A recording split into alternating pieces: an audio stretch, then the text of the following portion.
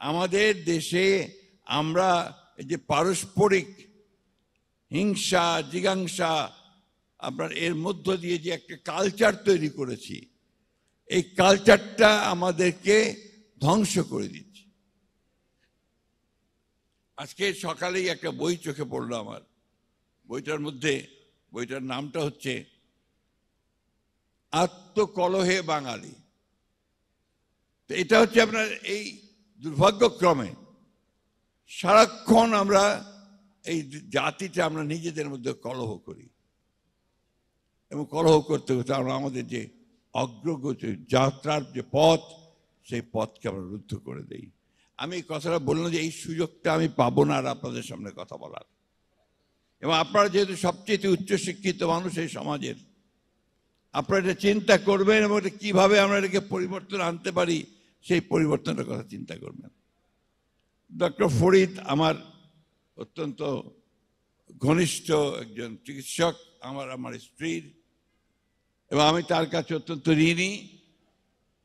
Doctor Suman, তারা আমার স্ত্রী চিকিৎসা অত্যন্ত আন্তরিকভাবে করেন, আর আমি তো বটেই, কারণ আমি তো হরদম আপনাদের কাছে যাই।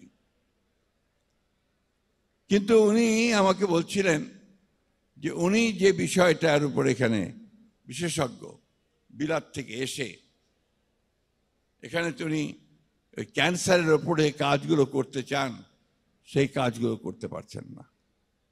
আপনারা যারা বাইরে থেকে নয় থেকে অত্যন্ত মেধাবী চিকিৎসক, আপনারা এখানে একটা সেন্টার গড়ে তুলতে চান যেগুলো হবে সেন্টার অফ এক্সেলেন্স, কিন্তু আমরা সেটা করতে পারছি না।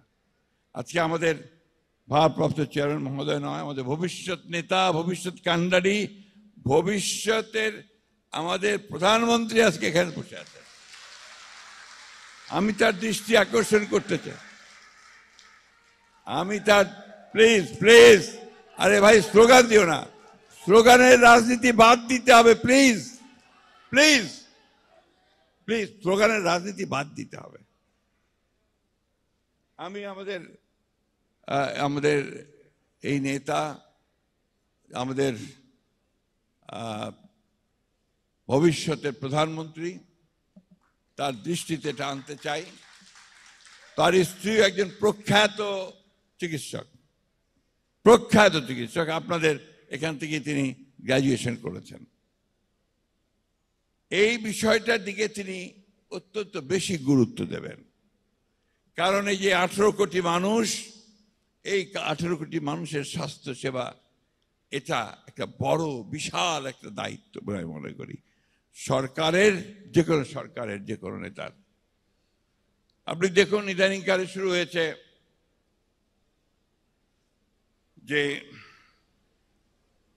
আপনার ঔষধ নীতি, বিশেষ করে আপনার যারা ওষুধ তৈরি করেন ম্যানুফ্যাকচারার্স, তার 2 দিন আগে আমার কাছে এসেছিল।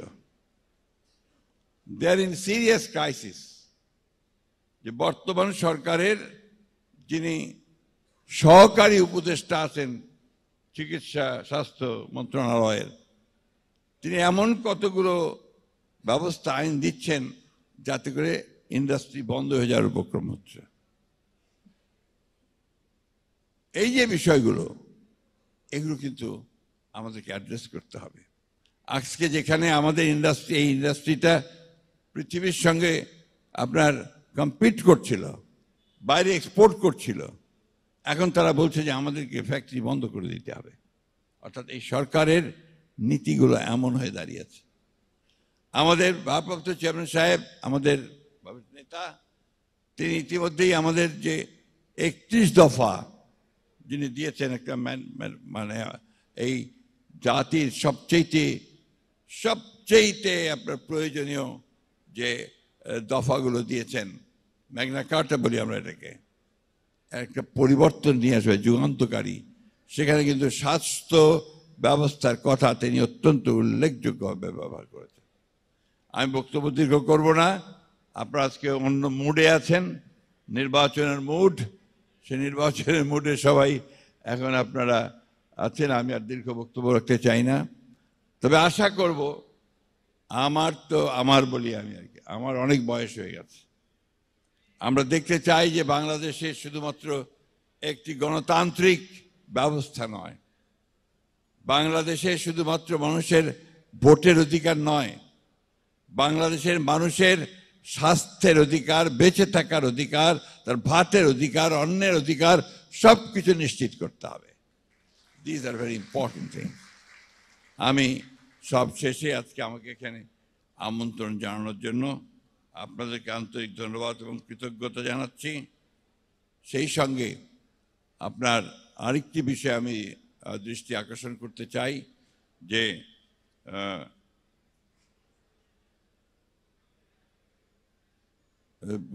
সেটা হচ্ছে যে দুর্ভাগ্যজনকভাবে আমাদের সেই ফ্যাসিস্ট বিরোধী আন্দোলন চলার সময় আমাদের অনেক চিকিৎসককে তাদেরকে বাধাগ্রস্ত করা হয়েছে চিকিৎসা দিতে, আহতদেরকে, এবং তাদের বিরুদ্ধে অনেকখানি ব্যবস্থা নেওয়া হয়েছে।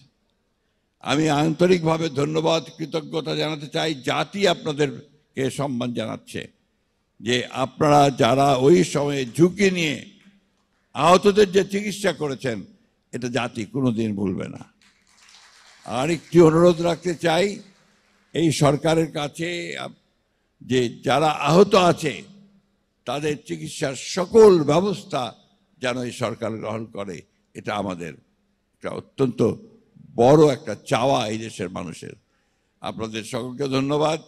আপনাদের সম্মেলন সফল হোক, নির্বাচন সফল হোক, যোগ্য নেতৃত্ব বেরিয়ে আসুক, এই কামনা করে আবারও ভারপ্রাপ্ত চেয়ারম্যান মহোদয়কে সম্মান জানিয়ে বক্তব্য শেষ করছি।